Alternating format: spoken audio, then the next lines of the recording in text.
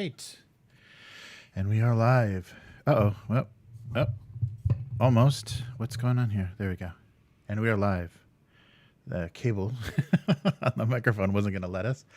Make sure we're still... Yeah, let me know if there's any weird sounds or anything. I guess I pulled this around the table a little bit, so knocked it off a little bit. Yeah, so apologies for the day delay in the live stream. We are just recovering from Golden Week, kind of a cluster of national holidays in Japan.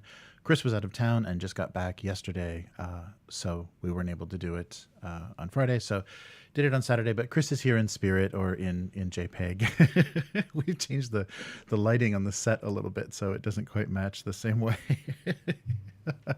Oh, here, let me lift the microphone up.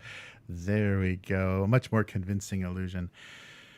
Yeah, apologies for the strange time, but yeah, we had to kind of work our way around this, and it was better than skipping a week, so I thought I would do a solo cast this week to kind of catch up. It's a lot of Kickstarters this week, so yeah, maybe not anything all that thrilling for Chris.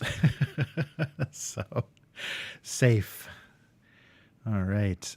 Yeah. So yeah, it's very summer, and I don't have my regular glasses, so you get this. This is the summer edition, right? Summer is the beginning of summer version. Although I guess it hasn't officially started yet. And yeah, we're a couple more weeks until officially it's summer. But here, this is the perfect time because it's before the rainy season and after the strange up and down temperatures of fall, and the pollen season is ending, so people aren't quite so sneezy and masked up because of their pollen allergies. So, well, I hope you will enjoy a little bit of rundown of kind of what's going on this week. And thank you to Matt, for one of our patrons, for sending me the one story about the Return to Dark Tower. I just saw that, and I'm glad he mentioned it so I could include it in this week's weekly. So, all right, let's get started. Chris already has very strong opinions about this week's cast. Welcome to the weekly. I'm Jeremy, and it's just me this week. Chris is still on vacation from Golden Week in Japan. But before we get started, I would like to say thank you and welcome to... Oh, let's see if I can do this here. Ba-bum. Casey Nedry. So Casey Nedry just joined. Whoa, there's the fire effect. Sorry. If you're only listening to this, you're not seeing the burst of flame. Casey Nedry just joined us as a patron, as an influencer patron. So thank you very much, Casey. And we look forward to hearing from you about what you would like to see more of or less of on the channel. And thank you for your support. We couldn't do this without support from our patrons. Thank you so much. And back to our regularly scheduled program. All right. So this week on the weekly, D20 Modern Everyday Heroes, Return to Dark Tower RPG, Blade Runner RPG Kickstarter, and I guess we'll call this Games Workshop versus Japan. I had a much more vulgar title for this segment, but yeah, there's a little issue to talk about that I was a little surprised by. So let's get started with our Everyday Heroes. So there's an announcement of a new take on the D20 Modern system. So if you remember D20 Modern from back in 2002, it was basically OGL 3rd edition Dungeons and Dragons, but made for more contemporary settings with car chases and gunplay and ninjas and automatic weapons, right? So less sword and sorcery. So now there is a new version coming out. So this is basically a spiritual successor to the D20 Modern, what they did to kind of broaden or make a more generic system to include more modern settings.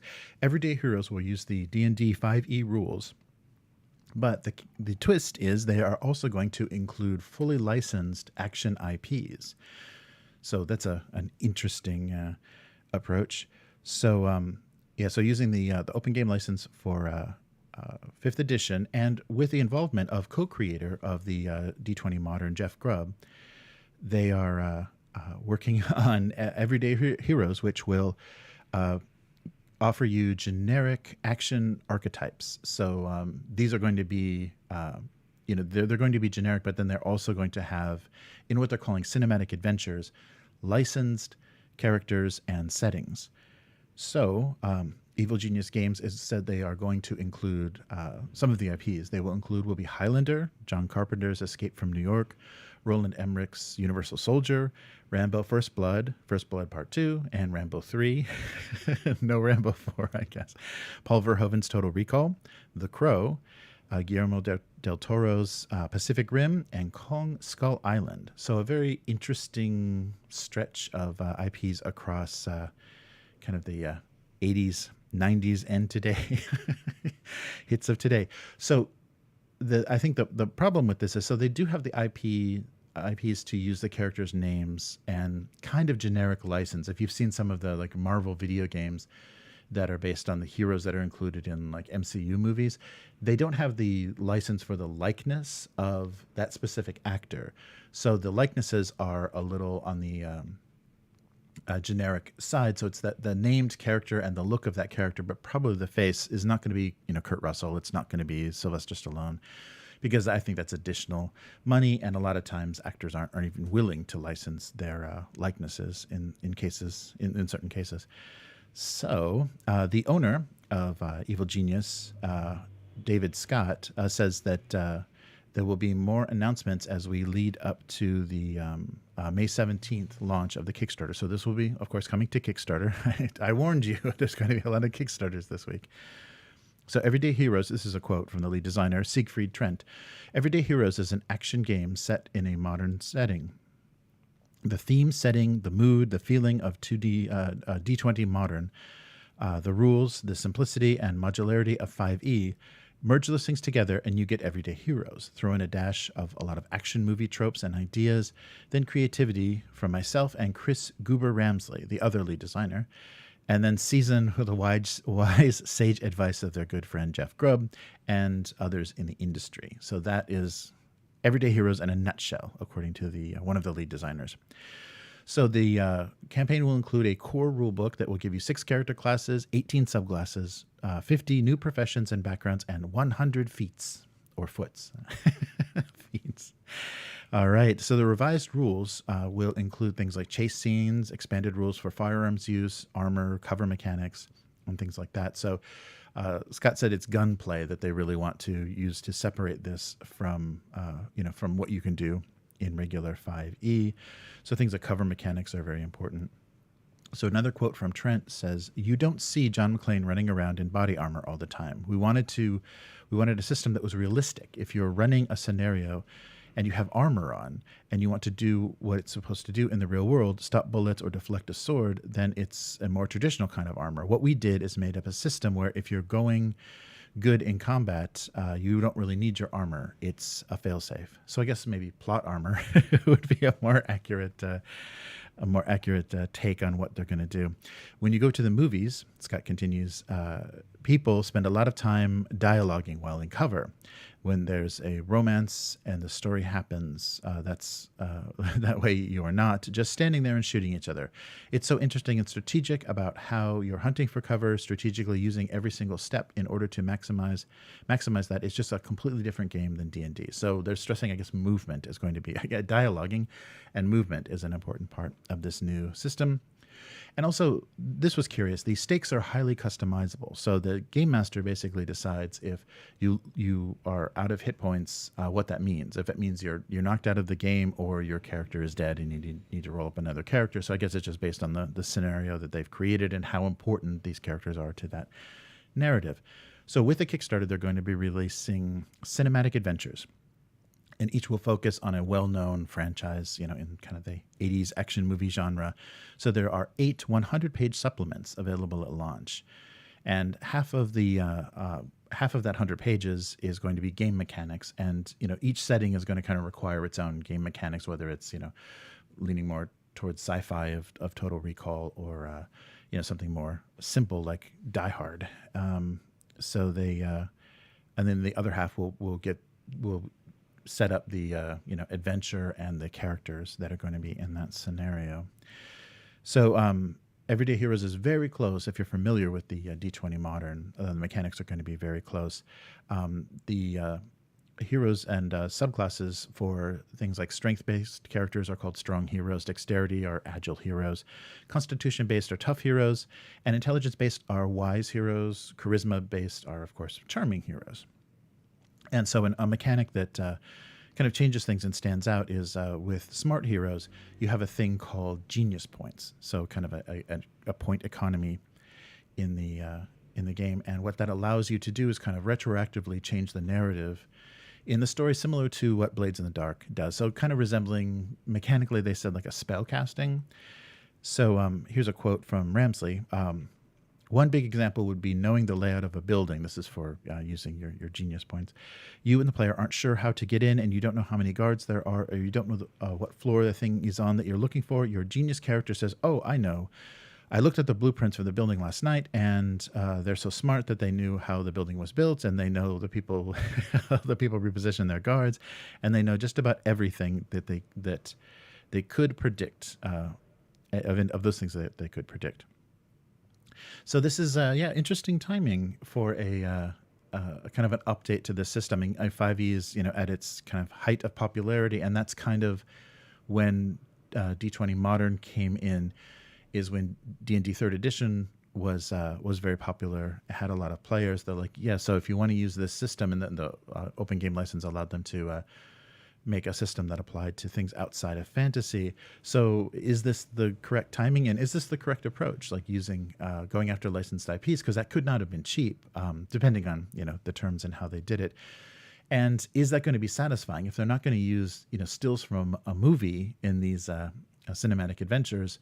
And they're just going to use kind of generic art that is, Rambo-esque or, I don't know, John Connor-esque. I guess they didn't mention Terminator, but and I guess this will be anything. So any property that doesn't officially have an RPG now, they probably have licensed, but maybe there is some overlap.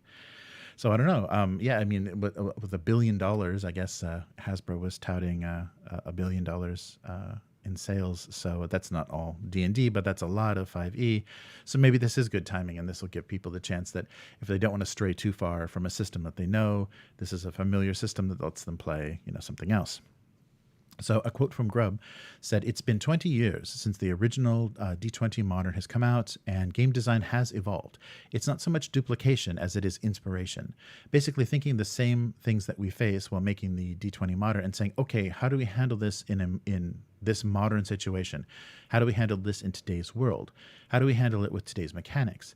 It's a great opportunity to do traditional D&D role-playing, for traditional D&D role-playing, what D20 Modern did for the D&D of its age."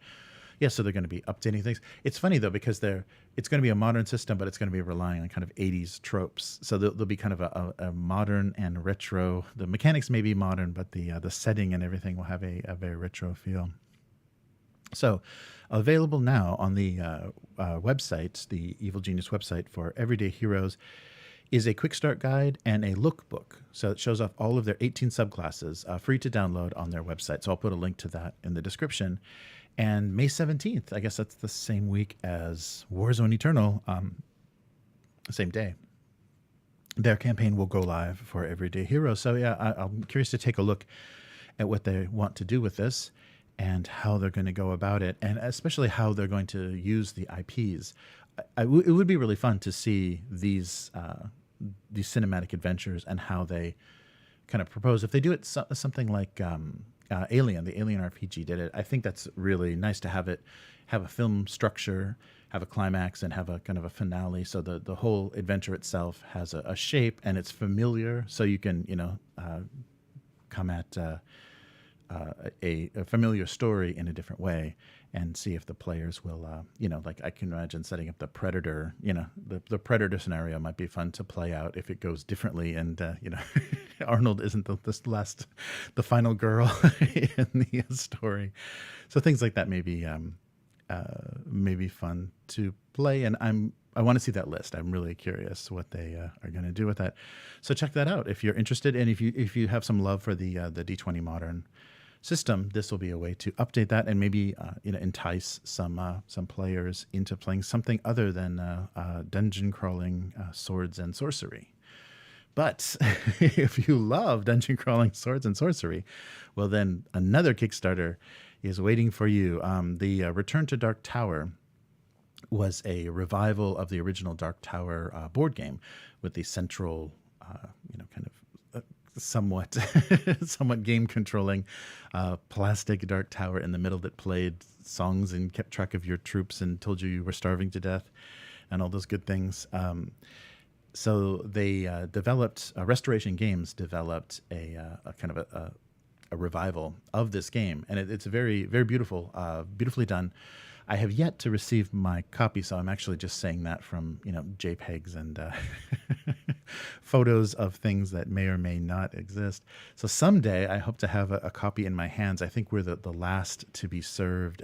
The rest of the world is the last to be served in this Kickstarter, so we're getting stuff really late. So hopefully. But what I saw from the progress of the campaign and what they were releasing as art, they did a lot of work in world building for this game, and it is just a board game. So they I think are going to take advantage of all that work that was done, and working with Ninth Level Games, an indie studio, they decided that they're going to take what world building and probably art assets that they did and release a tabletop RPG based on that work. So on their Kickstarter page, it says, "Take on perilous quests, raise an army, defend your kingdom from the malevolent forces of the tower." So the Kickstarter is running. Oh, I guess it hasn't. It will be running starting May 31st. So we've still got about 24 days, I think, from the time of this recording. And so Ninth Level Games, the only thing that they mentioned as a previous credit is Kobolds Ate My Baby. So a humorous indie studio. I'm not familiar with that game, but they do mention that the system is going to they're going to have a collection of procedurally generated adventures for players to use. And so dungeon crawling and combat are going to be emphasized, of course, and there'll be relatively short campaigns, but hopefully they're going to be in the same mold of, they're talking about building your army, building a warband, and protecting a kingdom. So it's hopefully going to be similar in feel to what you do in the board game, with just a lot more mechanics and a lot more role play, hopefully. And they're using an RPG system called Mazes. So it's that's currently or it was, I think it may have ended, but it's a Kickstarter. It was a Kickstarter as well. Whoa, a very heavy Kickstarter week. So they're going to be using the Mazes RPG system for the Return to Dark Tower role-playing game. So in that, basically, you choose to roll a D4, a D6, a D8, or a D10 before venturing into an environment, and then you use actions. And the actions are books, boots, blades, and bones. So a little bit, kind of abstracted and simplified and different from maybe something you've played before. So these actions and the dice you roll are somewhat familiar, but maybe a different approach. And I hope thematically, because it sounds a little funny, funny, not funny, strange, funny, comical, a little humorous. The Kobold Ate My Baby. Kobold Ate My Baby sounds a bit on the humorous side. So hopefully this works. The system will work when applied to a more serious board game setting. But we'll see about that. So there's any ones are critical successes in that system. So we'll see how this collaboration goes. I mean, there was a lot of beautiful artwork that was released, and I love the original artwork. The original Milton Bradley artwork from '81 was gorgeous, but they did a really nice update and have really made a nice looking product if the board game does ever arrive. So at the end of this month, if you have the board game and you like the setting, at the end of this month, you can take a look at this campaign, and I'm sure they'll have a PDF, some sort of digital level, so it'll make it easy to see these rules, and hopefully a quick start, something that will give us a little taste of how this is going to work. I'm not familiar with the Mazes system, so that will hopefully work well. I hope it's a good match. So they have yet to confirm the price or anything, and we'll find all that out when the Kickstarter launches. So another, we've already talked about this, and it's already live. So another, I guess this is a if we had a graphic, you would see a $1 million baby at this point. We've got another $1 million baby on Kickstarter. Of course, the Free League Blade Runner role playing game within 24 hours passed $1 million. 24 hours, not 48. Was funded in 3 minutes and completely broke a million in the first 24 hours. No surprise. I mean, Free League cleaned up at the Ennies last year, so it's a very popular company. This is a very popular IP, and I still don't know how they justify putting this on Kickstarter because it doesn't need a kickstart. It's running full speed already. So yeah, we now the campaign is live, so we can see what's going on, and of course we've got the Year Zero engine, so we're using D6s and D12s in this, and of course the idea was to keep the game's rules light. And a quote from the designer Harenstam, we didn't want the rules and the dice to dominate the table too much, so we decided to scale down the feel of the dice and the mechanics so that there was a little more in the back. They were a little more in the background than other Year Zero engine games. So we don't want to railroad players, he continues. That's why players interact with the materials presented to them in Electric Dreams or case files in any way that they like. Every case file is an interconnected web of clues, locations, NPCs, and evidence. But players have a lot of freedom to go where they want and talk to whoever they want. And how they arrive at a solution, may vary. So I did see this is going to look very similar. So far, it looks very similar to how they did the One Ring campaign, where there's a starter box and a core book, and you can get one or the other or both, or one digital and one physical, or combinations of. And there's a lot of material in the starter box. A lot for that adventure included there. A lot of physical printed material. So that means that maybe everything they do to support this game is going to have to be a starter box, because it's going to need a lot of case files and photos and maps and things. And I did see they did that Blade Runner, the original Blade Runner trick of giving you a photo, a kind of a complicated photo that you can explore, like you can look in the photo for clues itself. I'm not sure how that mechanically works, or if it's just something that they used to suggest that kind of where Deckard was like zooming in, drinking and zooming on photos. But they do have elements like that. So it sounds like a fun investigation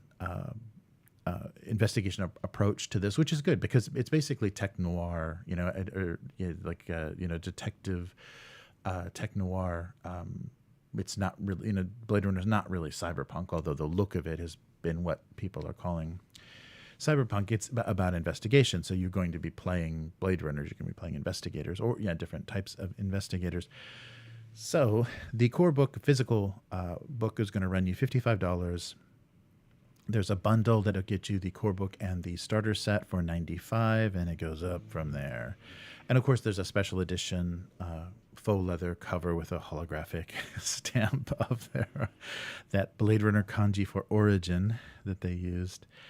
So yeah, like I said, there's a lot of interesting support, and I guess hopefully they'll provide you those digitally as well, so you can use them for virtual tabletop, or you can print them out yourself and not have to buy boxed sets of anything. And if you just want everything digital, $35 will give you the PDF versions of everything. So yeah, it's already a success. So there's not really a big point of talking about it, but I wanted to bring it up and just mention that it does look very similar to the One Ring they're doing. And I think they just unlocked like a Game Master screen. So there is a screen for it, which wasn't initially part of the campaign. So new accessories, I'm sure, will be unlocked. And in the starter set, of course, there's custom dice, and which I hope they print correctly this time, because they screwed up and then overcharged everybody for replacement dice. I think I paid €20 to receive 3 dice in the mail. So shame on you, Free League, for making people, if you want correct dice, they're not, so many Kickstarters, so many companies, they make a printing error, they just send you the replacement, and they made us pay for shipping, or get $10, you can get €10 off on their web store. So that was very poorly handled, their misprinted dice for One Ring. So I'm a little salty about that. All right, so Blade Runner is on Kickstarter until May 29th. And Yeah, it's I don't know. I'm having trouble getting excited about it. The cover art, like it's all Martin Grip art, and a lot of the interior art is gorgeous. And I think the system might be fun. The cover of the book is not very inspiring. They always do nice covers, and the something about how they're using that original font is a little clunky. It's just an aesthetic thing. But yeah, I don't know, and I'm not sure how many people I'm going to be able to get to play the game. There's already a lot of investigation games. I mean, we've got Call of Cthulhu and Vaesen. There's a lot of stuff to investigate that's a little more supernatural and a little less, yeah, noir, tech noir. But of course, the interesting mechanic that I want to see how it's executed, so it may be worth the digital bundle, is to see how they handle the that you are human, or could you be a replicant, and if there is a way to put doubt in the players' minds. That might be kind of fun. All right. Well, let's continue the saltiness with a segment that I changed the name of because I was using the F word too liberally. But we're just going to call it Games Workshop versus Japan. So I guess if you can picture, two kaiju with the Japanese flag and the Games Workshop logo on them. So something I noticed in pre-orders that happened last week, I was looking forward to the Ash Waste release for Necromunda. And they never came. They never happened. It never showed up on the American, the British, every German, every Games Workshop website. They had the pre-order for the game, and it never showed up on the Japanese website. And very often for these sorts of box games, they'll do a translation. So there'll be two versions available, an English version and a Japanese language version. And what happened exactly? I mean, the fact that they're doing this very restrictive, kind of marketing zones where you can't, they want to restrict the sales over certain boundaries and are kind of dividing it by, regions of language and things. They're going to deprive a country that they decided not to localize a game from even the English language version of the game. So not an English language version, nothing. If you look on the Japanese website, so change your little drop down to, delivery in Japan. And the Japanese website is in English. It's not even a Japanese language website. There is no sign of Ash Waste in any kind. They're still pushing the Hive Wars, the previous box set. So what is that? I mean, there are so many people on YouTube that do so much a better job of bitching about Games Workshop and taking them to task. But I was really disgusted. And so why? What is this? So we've noticed that the English language White Dwarf no longer exists. There's a minimal amount of coverage. I think they're really backing off on their promotions. So Hobby Japan and a lot of magazines are including minimal. I think we're seeing unpainted models now, if we see anything in some of the hobby magazines in Japan. So they're just not getting the support, or they're not sending the promotion. And I'm suspecting that currently the Japanese yen is at a very low level. And I suspect they just looked at it and said, it's not worth it. It's not worth our time. It's not worth any effort to localize this. But the fact that they're not even putting the English language, which every Japanese person can read and write very very literately, they're very literate. They're very capable of dealing with things in English. And the fact that they're not even letting this region. So I have to basically ask a merchant to break their agreement with Games Workshop and send it into a zone where it's literally a black hole for this release. There's no way I can get it here unless an online merchant or eBay is willing to break their agreement with Games Workshop, which could threaten the distribution deal with them, where they could not get games in the future if they find out that they're sending them internationally. So there's no explanation. There's no little thing to click. There's no say looking for Ash Waste in Japanese. They're nothing. So it's just obviously they're just making these choices and abandoning a region of the country. And we know in that last Games Workshop shareholders meeting, they talked about their big steps into China. So they're going to just leapfrog Japan into what they hope is a lucrative Chinese market. Well, guess what? I'm going to be able to get anything I want from China at an incredibly cheap price, because of how stupidly you're going to do this and how Chinese retailers will not follow your rules. So if you're really counting on the gold mine that is the Chinese market, I think you're really going to be surprised. And overlooking Japan, the loyalty of a Japanese fan base and the disposable income in this country is staggering. So I think that's a really, really stupid move on your part. And the other thing that we saw, the Ironhead Squat Prospectors are now the third botched dwarf release by Games Workshop. They look terrible. Okay, rant over. I didn't even get very very passionate there, but I'm just disgusted. It's just I just really tired. I was so hopeful a few years ago.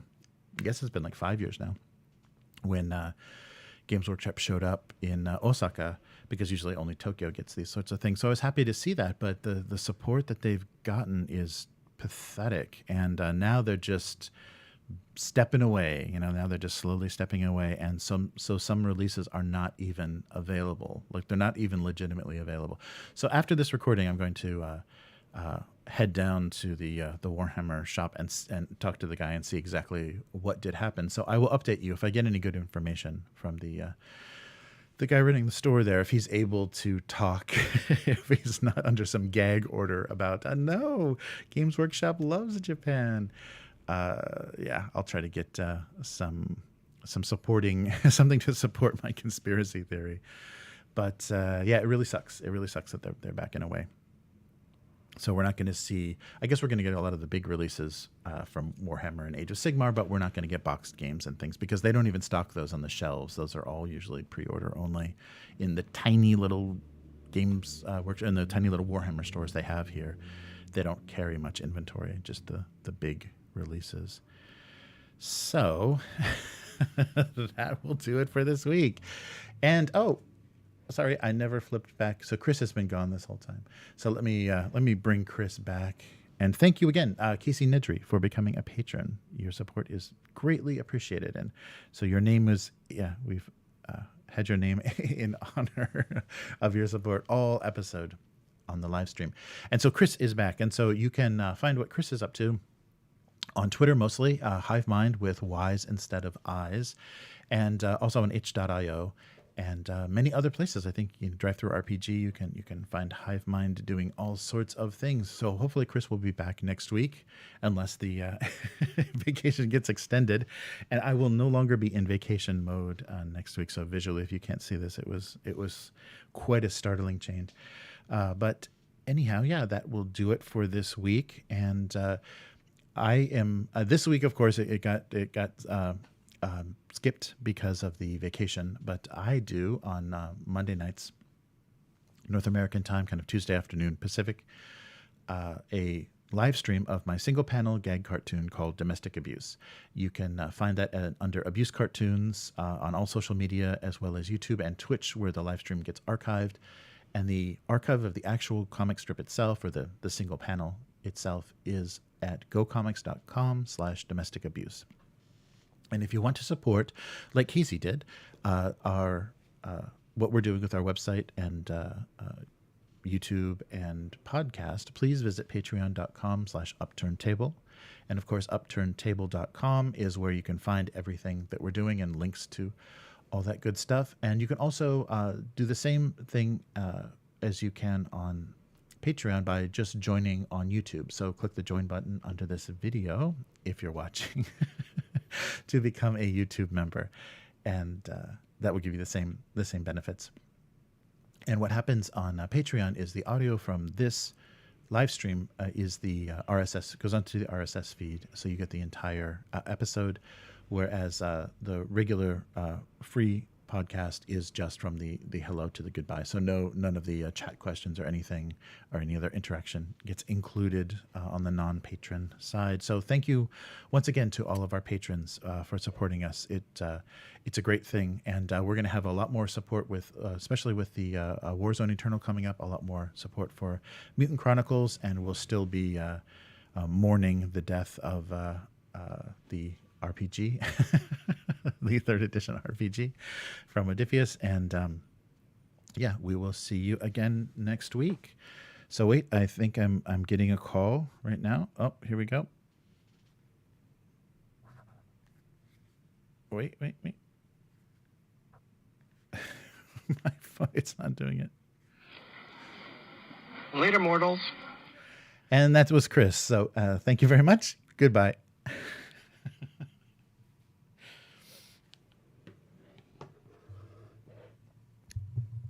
All right. So sorry for the strange time here. Let me switch over to the chat.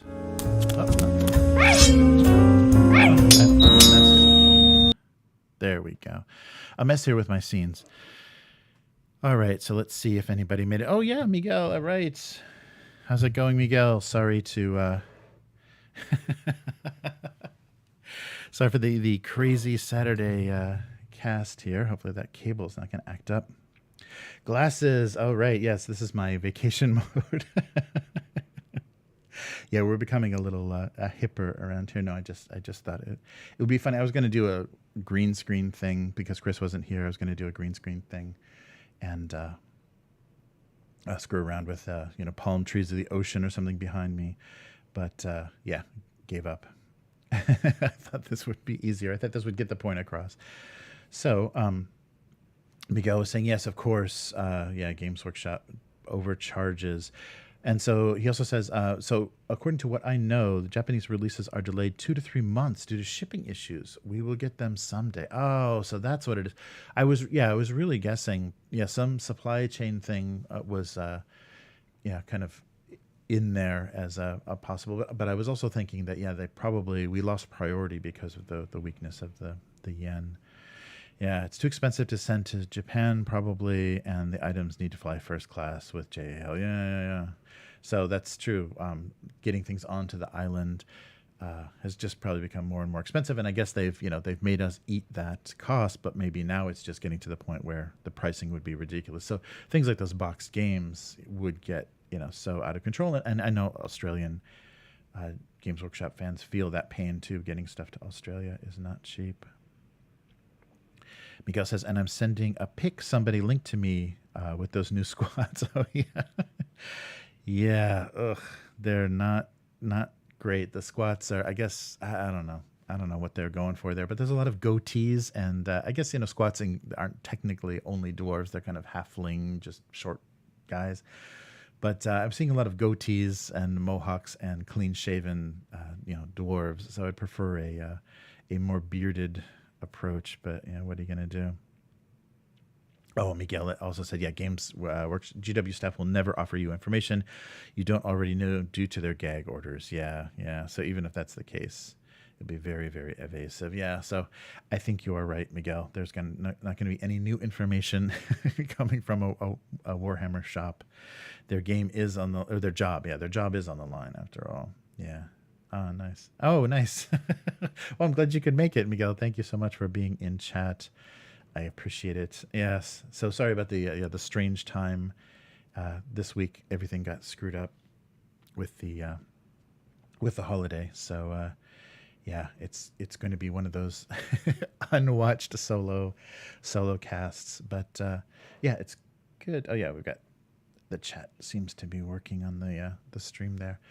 But yeah, it's too bad about that. And another disappointment, we're talking about box games. Another disappointment, was definitely that release of Hero Quest. I really hope that the Return to Dark Tower, it does appear to be, the quality of that release and everything is much better than this re-release of Hero Quest. It was really disappointing and cheaply done, and now it's just going to retail anyhow, so there was no point. I guess a little bit of a discount, a slight discount, not really much compared to you just have it early is the only thing that really happened with that HasLab crowdfunding that they did. But there was really no point because this is a very mainstream board game release. Very cheap components and very poorly done. So we'll see. Oh, Miguel also said, the squad box is 7 to 8K a pop at crazy prices. Right. The Japanese yen prices are. So with the how weak the yen is, I guess that's good if you're bringing dollars or pounds or something into the country. But if you're just paying Japanese prices, it's like paying $80 for a squad box. Yeah, that's right. And it is truly our fault if we buy them. Yeah, I think I'm just going to hold my breath and wait for a lot of these, for this transition that they're obviously making to China. And I'm just going to wait for the, the rule breaking, disreputable retailers in China to get access to that stuff. Cause I like the minis. The rules are garbage. The rules have really been garbage, for a while now. I've been really disappointed looking at every system. I think maybe Blood Bowl is the only game that doesn't have a lot of rules troubles and releases, too much. The FAQs and the errata are a little bit excessive. So yeah, we'll see. I know that they don't realize what they're getting into. I think in Japan they're not going to, or in China they're not going to be able to bully those retailers. Miguel said, today I bought a box of witches wool for 5,800 yen before the price goes up to 7,000. Wow. Good idea. Oh, man. Oh, so you're playing Dark Eldar or Drukari? I don't know what name you would prefer. Nice. So playing some, or is that Age of Sigmar? I might be. But yeah, I know there's witches in both settings. Nice. Yeah, so I don't know. I really, yeah, I guess it does make sense if they're really facing, incredible with still not a lot of air travel happening to Japan. I can see. Daughters of Cain. Nice. Yes, we need to have fancy names. Nice. Yeah, so things just keep going up in price, and I still love. There's so many people justifying this, saying, yeah, but adjusted for inflation. The prices are not that different from the 80s. Okay. But yeah, so I was just, it's a real disappointment because I was so happy to see it's hard to get things that aren't anime, domestic Japan based stuff. It's hard to get foreign stuff in Japan easily. And I was really happy to see that Games Workshop was finally making an effort, but yeah. The models, I'm still looking at the models, and every time I put them together, I'm blown away with how well they're designed and how well they assemble the newer kits. I can't speak so much for older kits and a lot of their resin mess, but yeah, I'm really impressed by a lot of the digital design and stuff. But yeah, other than that, and I think they even took that position maybe right before, or like around 8th edition or right before. It's, hey, we're just a model company, don't get so upset about how bad our rules are. So they're just a lore and model company. Don't actually play their games, which I think is the case for most people now. I don't know anybody that's can meet often enough to justify full armies, 2,000 point armies.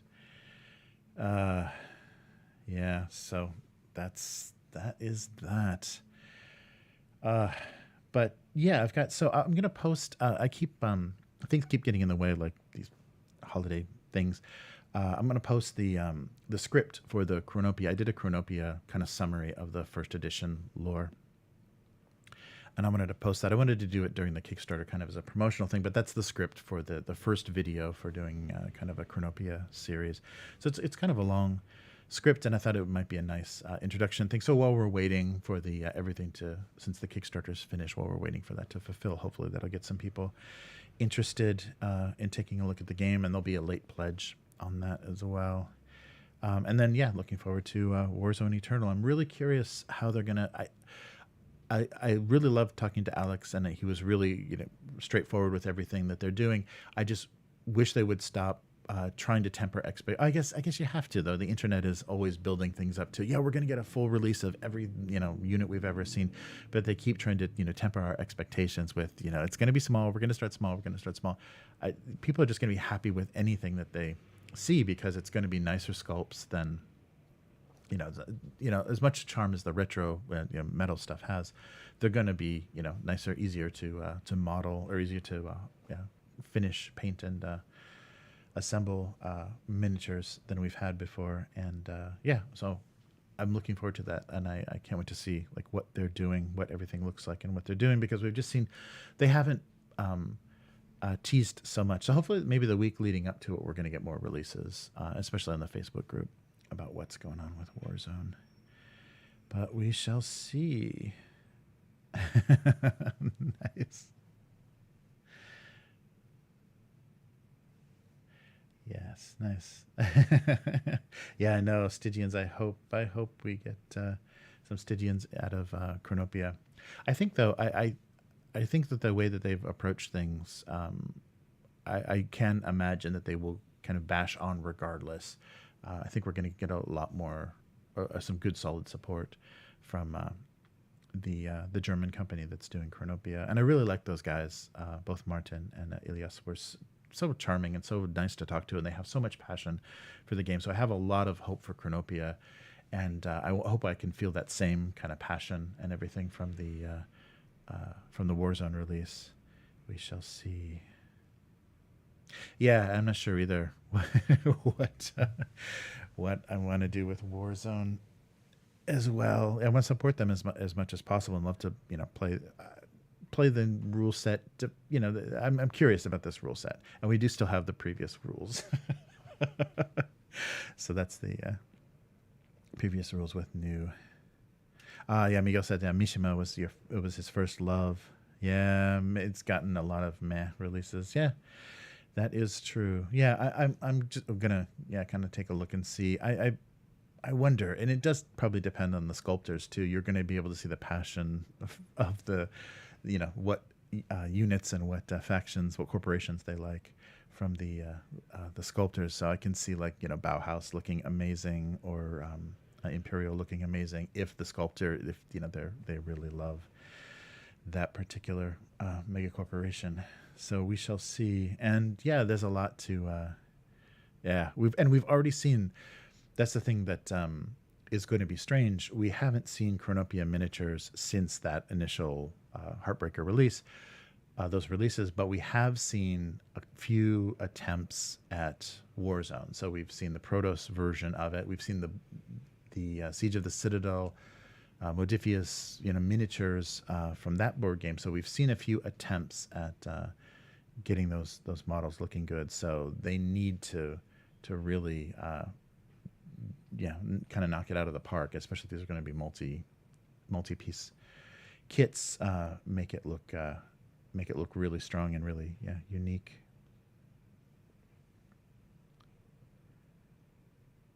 Yeah, Mishima was samurai in space, but somehow they always returned to mecha and katanas. Yeah, that's true.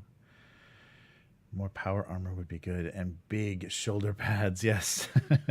Yeah, they really have to. I hope they don't do that. The Protoss, as much love as there is for the Warzone Resurrection, I think that Protoss went with a more real world, more real scale thing, and there was some okay sculpts there, but I think it needs to scream diesel punk. The look of it has to say, give it a unique style, because we already have this gothic space science fiction game, this big with amazing models, so they need to kind of make their own kind of identity. That would be good.